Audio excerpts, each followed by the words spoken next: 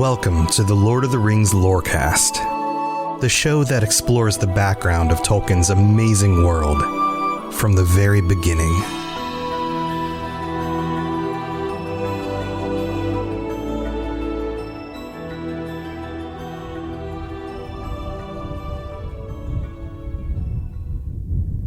Now that we've discussed the first battle of Beleriand, we need to go back to the battle under the stars. Dagor, Nuin, Gileath. The one that saw the final moments of Feanor, when he and a small group of elves continued onward from the rest of the Noldor and ended up surrounded by Balrogs. And of course, this was his final moments. Now, there are other parts of this conflict that we haven't discussed yet. Now, I'll save you some of the details about where specific groups went and who went to what location and all of that. It's a little confusing, and it's also not the most important bits of the story. The most important parts here have to do with the fact that initially the elves were not prepared. Yes, they were on their way to mount an attack against Melkor, Morgoth, and whatever was standing in their way, they were willing to fight, but they were not prepared for what was standing in their way, obviously with the Balrogs. Now, there are some other details here. Remember, at the end of the Battle of Beleriand, Melkor pulls all of his orcs from the field and moves them against the Noldor. They mount a surprise attack, and Melkor doesn't just attack them with orcs. Now, he holds the Balrogs in reserve, but he sends on them orcs and werewolves. Yes, werewolves. And you might be thinking, werewolves? Wait, this is a thing in Middle-earth lore, in Tolkien's stories? And let me pitch this idea to you, because it's not that far-fetched when we've already met a character from The Hobbit named Bjorn. And Bjorn was a skin changer. He could change into a bear. So, in a way, Bjorn is a were-bear. And as far as we know, it's all based on when he wants to turn. It's not based on, say, the moon, which, by the way, we'll be talking about later on in this episode. So hold on for the ride. We're finishing up the battle under the stars and the terrible circumstances that lead to the fact that I'm surrounded by a bunch of wind. And, well, that's not for me, that's for another character. I'll explain that, and then we'll get to the things that the Valar have been up to in the meantime. So here we go.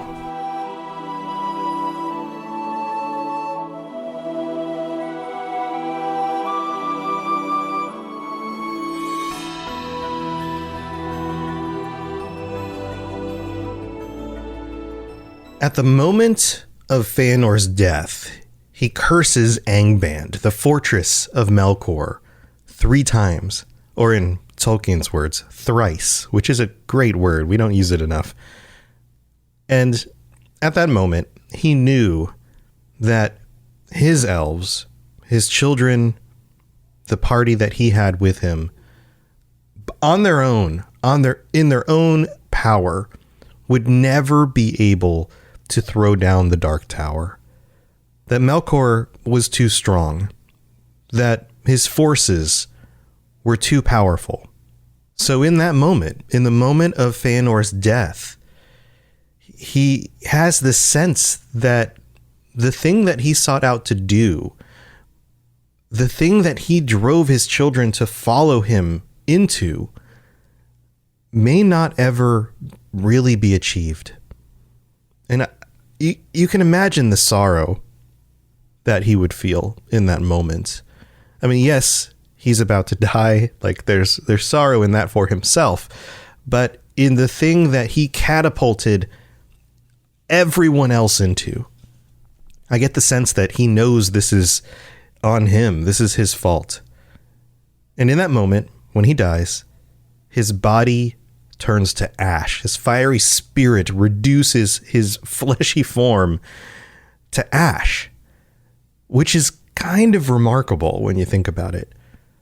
Now, the rest of the elves, the Noldor, his children, look to Maedhros to lead them. Maedhros is the eldest son of Feanor, and of course, all of his children are there with him, and a number of other Noldor. And leadership responsibility here falls to Maedhros. Maedhros the Tall is what he's known as.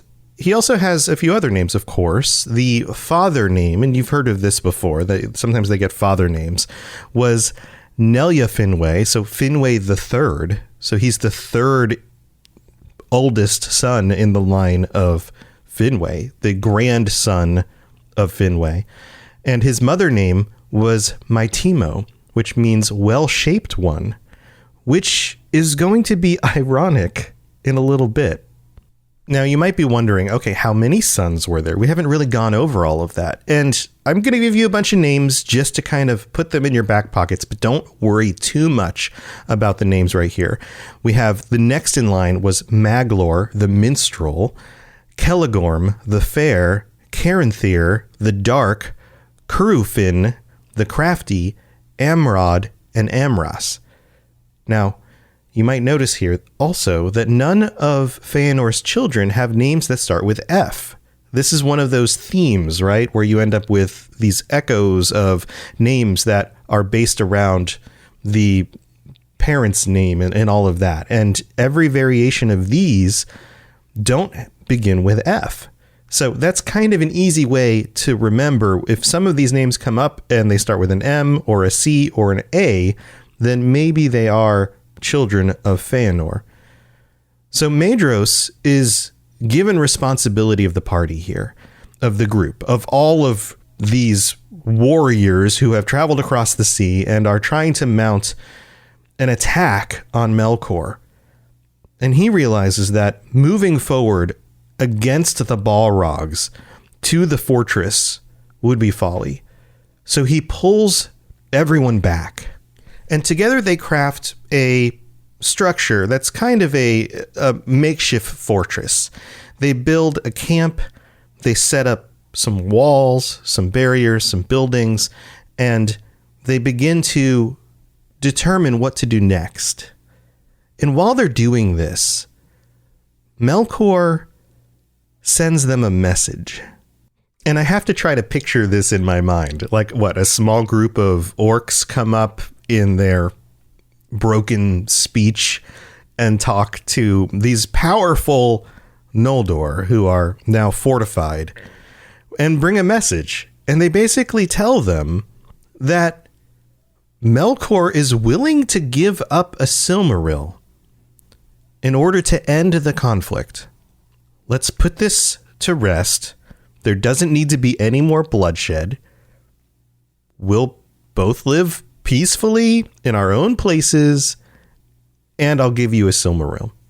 Now, that sounds too good to be true. Why would Melkor do that at this point?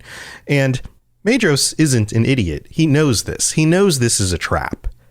But he's willing to entreat with them. He's willing to meet with them at the moment decided and bring with him a considerable host. In fact, he knows this is a trap, and so he brings more backup support than what was agreed upon. Because it seems to me that he figures it's worth the risk. If there's a Silmaril involved, if they can get one of those back, if they can learn more about the enemy, it's at least worth meeting and bringing a strong force with them. So if conflict does break out, then they've got a pretty solid chance. And again, you have to remember that these Noldor are powered by the trees of Valinor. They're still pumped up with this like tree juice. I mean, that's kind of a weird way to put it. They know that a host of orcs isn't really that difficult for them to handle. Heck, they even fought werewolves. But much like his father, he overestimates their abilities. Melkor meets them at the location, but he brings an even greater force. It is indeed a trap, Melkor's forces rout the elves and take Maedhros captive. The rest of the sons of Feanor are safe, and they receive a message. Basically, Melkor says, leave Beleriand and forsake this war. You cannot win. We've taken Maedhros. He is our captive. But unfortunately here, the sons of Feanor, or maybe fortunately, we'll see where this goes, they were constrained by their oath. They made a promise. Do you remember this? The oath goes, be he foe or friend, be he foul or clean, brood of Morgoth or bright Vala, Elda or Maya or aftercomer, man yet unborn upon Middle-earth, neither law nor love nor league of swords, dread nor danger, not doom itself, shall defend him from Feanor and Feanor's kin. Whoso hideth or hoardeth or in hand taketh, finding keepeth or afar casteth a Silmaril. This swear we all. Death we will deal him ere day's ending. Woe unto world's end. Our word hear thou. Aru Allfather, to the everlasting darkness doom us if our deed faileth. On the holy mountain hear in witness, and our vow remember, Manwë and Varda. They were bound to this. They could not leave, or they would be doomed to darkness. Again, Feanor's words confined them, brought them here, and left them to do what they needed to do. And now they've not only lost their father, but they've lost their eldest brother to being captured by Melkor. And you know that doesn't bode well. You know that's a terrible, terrible thing, right? Melkor is going to devise some form of torture, some form of terrible punishment, and he comes up with something. He takes Maedhros up to the precipice of Thangorodrim, the big fortress, way up high on one of the walls of rock, and hangs him there by his wrist. The wrist of his right hand. Maedhros is hung and is left on the side of a rock wall for anyone who comes close enough to see, as a warning to all of the elves. But he's not killed. This isn't a dead body hanging by its wrist. This is a living elf whom Melkor keeps alive to weather the environment, the sun, the cold, and he's almost like a taunt to the rest of the elves. You can see your brother. Come get him. But yet they can't. They don't have the forces to mount an assault. And so poor Maedhros hangs, barely alive. The rest of the elves need to come up with a plan to save him. But it doesn't happen right away.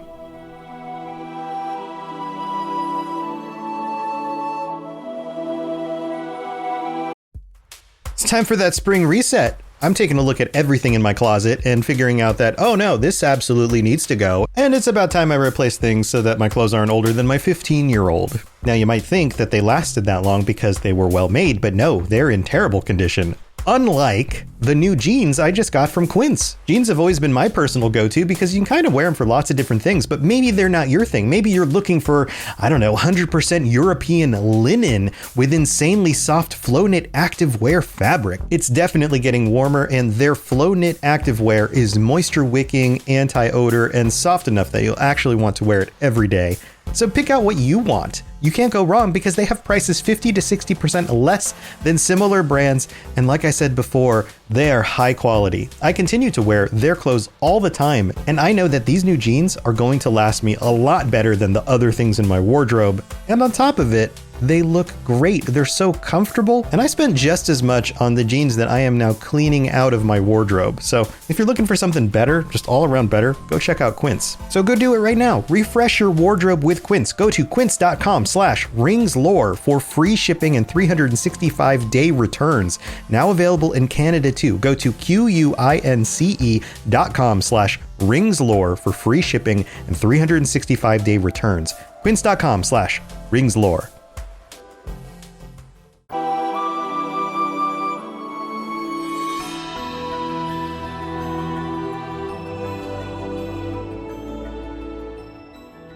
All right, friends, here we are in the middle of the show. I am your host, Tom, or Robots. Thank you for tuning in. Thank you for being here.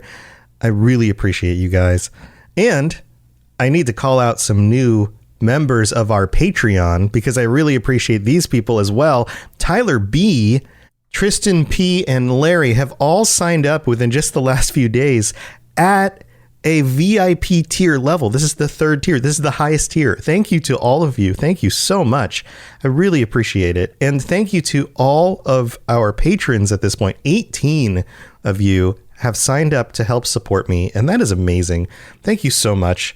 This is my full-time job, as I've mentioned before, and this, you guys being here and helping to support the show helps to make sure that this is a priority, that I keep this going. And the response has been amazing. Thank you to all of you guys. It also helps, put food on the table and pay for medical bills and all of that kind of stuff. I really appreciate it. If you're wondering about the Patreon, it is at patreon.com/LOTR Lorecast. So Lord of the Rings, LOTR Lorecast. And at the bottom tier, you get ad-free episodes. The middle tier, you get bonus episodes every week. And I think I'm the only podcast that actually does this, that tries to put out an extra episode for patrons every week. Some of them do it like once a month. No, you guys get one every week. And I'm going to try to keep that going as long as I have extra topics to cover and extra questions to answer. So this week, I'll be going into some of the other details that is a little bit more nitpicky and detailed than the stuff that I want to put in these main episodes, because it's the kind of stuff that if you're really, really into the stuff, you really want to get the details. And specifically, I'll be detailing more about the timeline so you guys understand the amount of time that passes from the events that we've covered so far. That's going to be on the extra episode this week. Plus, you get all the other extra episodes, and you make my day. So thank you to everybody who supports the show. Also, we have some reviews. This is another wonderful way to support the show, leaving a 5-star rating or also leaving a review on Apple Podcasts or Spotify. You can't really do reviews on Spotify yet, but you can do ratings on both. Even if you don't listen on those platforms, if you have an account and you go on there and you leave a rating, that is absolutely super beneficial. Thank you so much. I'll try to get through these real quick. We have 3 of them. This one is from Buello in Canada. There and back again. I recommend this podcast for any Tolkien fan. It has a great narrative, the content is wisely picked, and the episodes have a perfect length. The host is a great storyteller, and he makes it easy to understand the lore. It takes you there and back again. Winky face. I see what you did there. Thank you so much. That is such high praise. Thank you so much. Then we have one from Forever Roped in the US who wrote, fantastic. So I just found this podcast today and I can't get enough. I am someone who, sad to say, got my first glimpse into this world through the Lord of the Rings movies. Don't be sad about that. That's how most people probably got into it at this point. And have yet to read any of the novels. I've always wanted to dive into the lore and how this world was created. The host Tom does a wonderful job of reading into the lore and breaking it down into simpler terms for people like myself who may not know everything there is to, but wants to learn. I think I messed that up myself. There is something to be said of someone being able to explain complex topics in simple means. Keep up the great work, Luke H. Well, thank you so much, Luke. I really appreciate it. Then we have the last one. This is from Keldavies. Maybe I mispronounced that, in Great Britain, who wrote, this show is a gem, a Silmaril, if you will. I see what you did there. I love this show. I'm a big fan of the wider Lord of the Rings lore, but the books can at times be dense and sometimes difficult to make sense of. Tom does a great job of making this content accessible whilst maintaining the poetic nature and artistry of the original text. That's really, really nice of you to say. That is amazing. Tom clearly has a lot of respect for Tolkien's work and has respectfully crafted a wonderful show. Thank you so much to everybody. Man, you guys, every single one of you make my day. Every time one of these comes in, it's just like the smile that crosses my face. And then I go tell my wife and she's like, yeah, you do a good job. And I'm like, well, thanks, but they think so too. Anyway, thank you to everybody. I'm going to stop taking your time up here in the middle of the show. Let's get on with the rest of the story.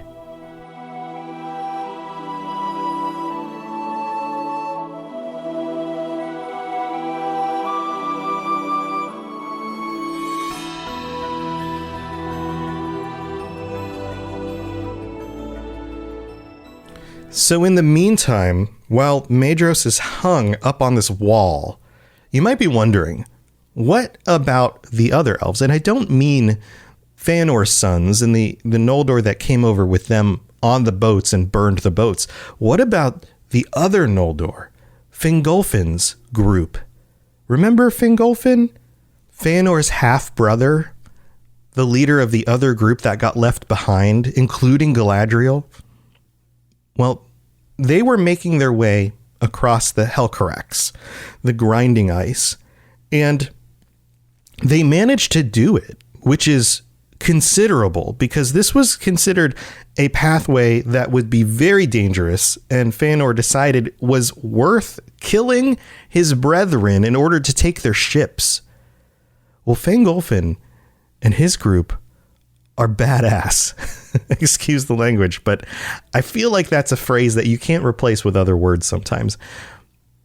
They made it. Not all of them. There was death and there was suffering along the way, but they made it. And the time frame here is that it's about 20-ish years after the events of Feanor's group and the conflict with Melkor and Melkor's group and Maedhros being captured and all of that. It's about 20 more years. It took them years to cross.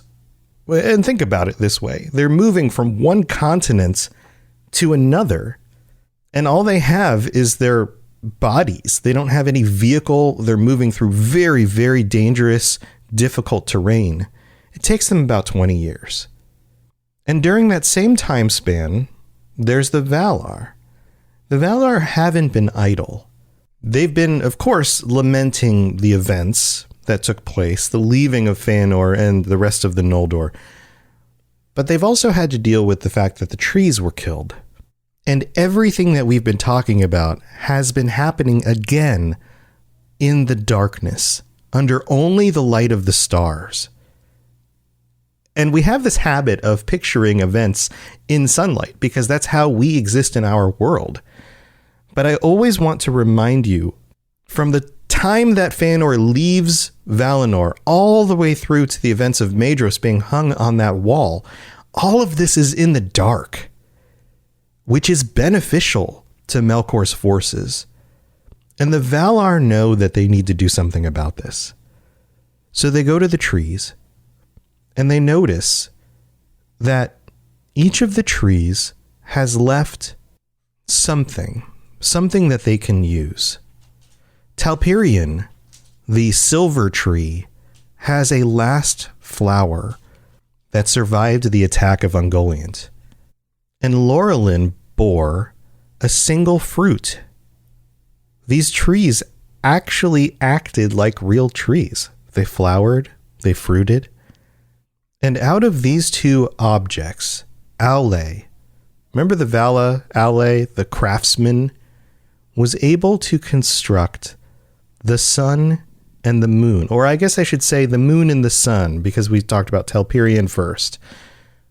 And they devised a plan to place the moon and the sun in the sky and to move these objects around Arda. And in order to do that, they needed Maiar to drive these objects across the sky. Tilion, the hunter, who was in the companionship of Orome, was chosen to guide the moon, and one of Vana's Maiar, Arion, was chosen to guide the sun. And the moon was made first. This needs to be clear.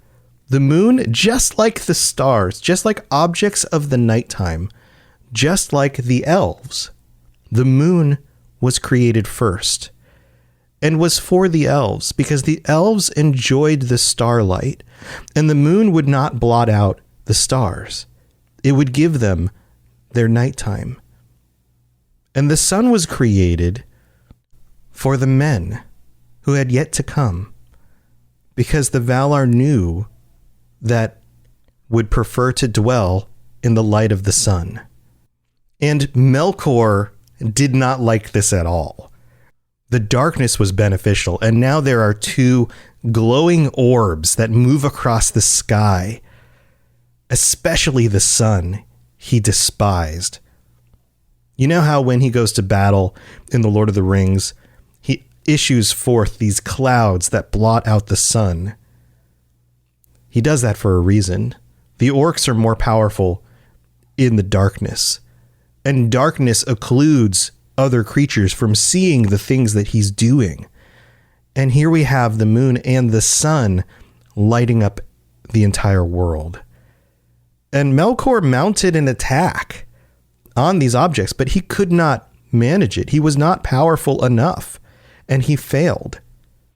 And there's another detail I need to point out here that I think is really cool. The moon was created first and was also placed in the sky first. The moon rose 7 times before the sun finally followed. And this was in the 1500th year of the trees, the final year of the trees. The actual date here, if you use regular years, is 14373. It's been 14,000 years, regular years, of the years of the tree. And we finally have a sun and a moon. And the rising of the sun issues in the beginning of the years of the sun. The first age actually begins at this moment. And at this moment, a few other things have happened. You have Fingolfin's group finally making it across the Helcaraxa, meeting up with the remnants of Feanor's group. And you can imagine that that was pretty rough, but they still had a common enemy. And we'll go into more details about that in the future. You also have the decision of the Valar to separate Valinor and the entire continent from the rest of Middle-earth, from Beleriand and everywhere else. And so they create fortifications across the coastline, and they create strings of islands out in the sea to block the passage of any boats, so that no forces of Melkor, but also none of the elves or the men who are about to arrive, can make their way to Valinor. And they cover these outer seas and islands with a confusing darkness, mists, an area similar to the area around Doriath, the girdle of Melian, which we talked about last time.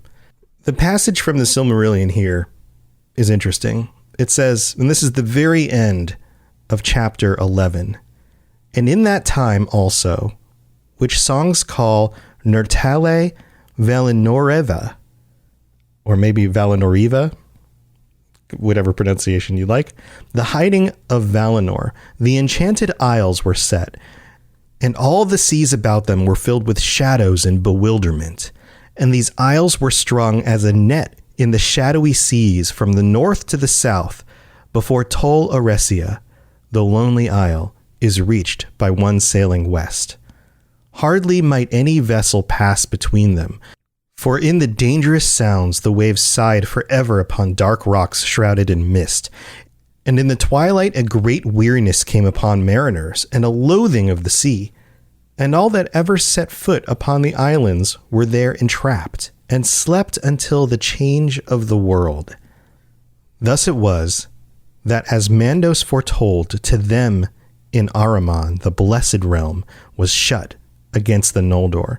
And of the many messengers that in after days sailed into the west, none ever came to Valinor, save one only, the mightiest mariner of song.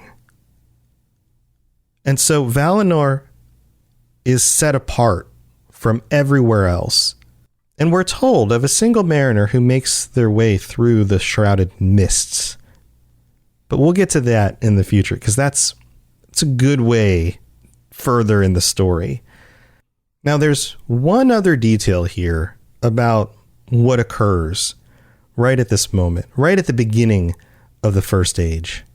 Far, far to the east, even beyond Cuvienen, the land that the elves woke up in a place known as Hildorian, which may well be the very eastern side of the continent of Middle-earth, along the shores of another ocean, seeing the sun rise in the west.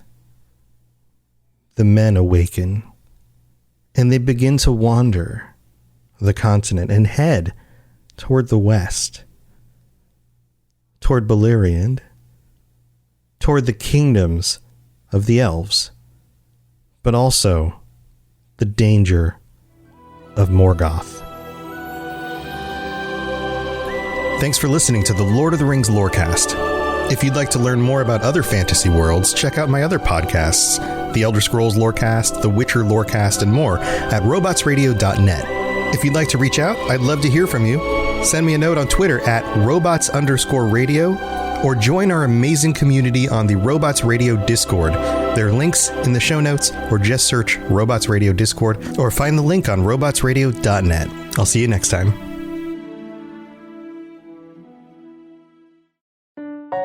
Robots Radio. Games, lore, stories, community. Just press play.